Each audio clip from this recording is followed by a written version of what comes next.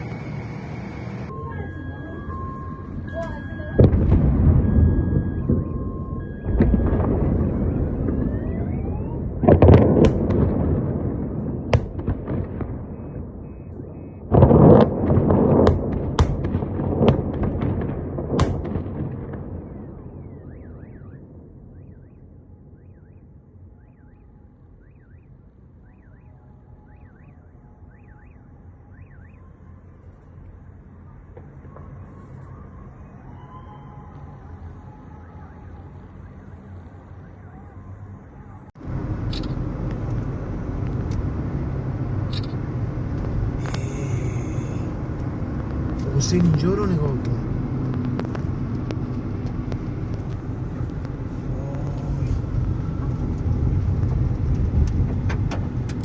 ये सब भी देखने के बाद अगर आपको कुछ समझ में नहीं आ रहा है, तो एक तस्वीर स्पेशल आपके लिए है।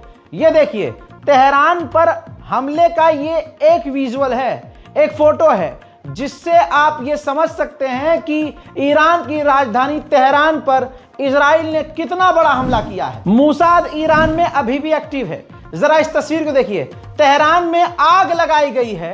यह हमला नहीं है, मूसाद ने ईरान की राजधानी तेहरान के अलग अलग इलाकों में आग लगा दी है। ईरान की राजधानी तेहरान है और तेहरान में एक बड़ा खूबसूरत शहर है जिसे डिस्ट्रिक्ट 3 कहा जाता है।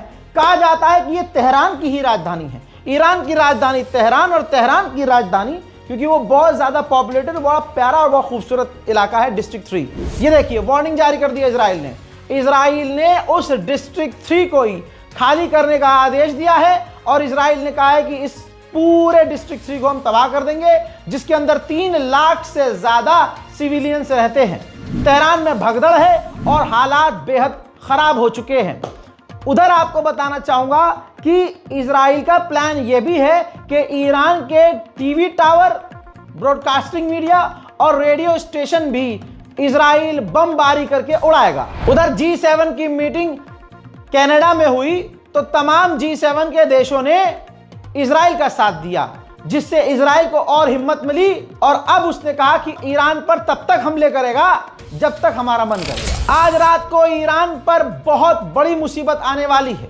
तस्वीर जारी की है इजराइल ने, जिसमें इजराइल ने दिखाया है कि उसके F-16 फाइटर जेट, जिसमें 2000 पाउंड के JDM खतरनाक bomb, air to air missile Iran पर हमला करने के लिए और air to surface missile Iran को तबाह करने के लिए लगाई गई हैं। ताजा तरीन हमले में तस्वीर देख लीजिए, 16 साल का एक ईरानी बच्चा एथलीट इजराइल के हमलों में मारा गया है। इसी तरह से एक मां और एक छोटी सी बच्ची सिविलियंस ईरानियन इजरायली हमले में मारी गई है। हजरात, इजराइल का डिफेंस मिनिस्टर एक जगह फंस गया, क्योंकि आदत से मजबूर है, ये सिविलियंस को मारते हैं। तो इजराइल के डिफेंस मिनिस्टर ने ऐलान करके कहा था कि तेहरान के सिविलियंस अब सेफ नहीं हैं। जिससे लोगों ने खूब आलोचना करी, पूरी दुनिया ने इजराइल को गालियां बकी कि इसका मतलब सिविलियंस को निशाना बनाएगा इजराइल, यानी इजराइल के बारे में जो बातें होती हैं वो सही है।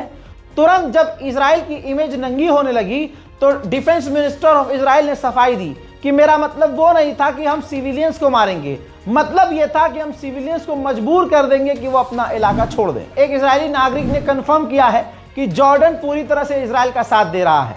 आपकी स्क्रीन पर ये वो नागरिक है, हिब्रू भाषा में बोल रहा है, तो आसान जबान में मैं आपको समझा देता हूं। ये कह रहा है कि मैं जॉर्डन घूमने आया था, लेकिन यहां हर रात सायरन बजते हैं, जॉर्डन इजराइल का साथ दे रहा है और हर रात ईरान की मिसाइल और ड्रोन को जॉर्डन मारकर गिरा रहा है। यह बात क्लियर है, सबूत के साथ बता चुका हूं कि इजराइल पूरी ताकत झोंक कर भी ईरान की न्यूक्लियर फैसिलिटीज को तबाह नहीं कर पाया, जिसके बाद आईडीएफ ने भी बदनबागी है। नेतन्याहू ने भी अमेरिका से कहा है कि भाई साहब हमसे नहीं हो पाएगा, आप हमला करो और दुनिया का सबसे खतरनाक बम यानी मदर ऑफ ऑल बॉम्ब मारो आप ईरान के ऊपर। अब ये तस्वीर देखिए, ये इजराइल के फॉर्मर जो हैं जस्टिस मिनिस्टर हैं, इन्होंने कहा है कि यह जंग तभी खत्म होगी जब अमेरिका खुद हमला करेगा ईरान पर और उसकी न्यूक्लियर फैसिलिटी को तबाह करेगा। देखिए दोस्तों, ऐसा नहीं है 5 साल से झक नहीं मरा रहे हैं, मैं जो बोलता हूं सटीक बोलता हूं, बयान बाद में आता है, लेकिन हमारी टीम जो रिसर्च करके आपको बताती है वही बात सही साबित होती है।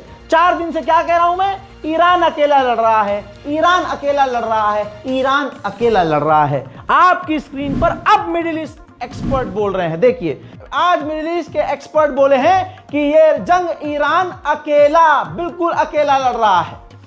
ईरान को यह जंग अकेले ही लड़नी पड़ेगी क्योंकि कोई उसके साथ नहीं है। रशिया की अगर बात की जाए तो रशिया सिर्फ बयानबाजी दे सकता है।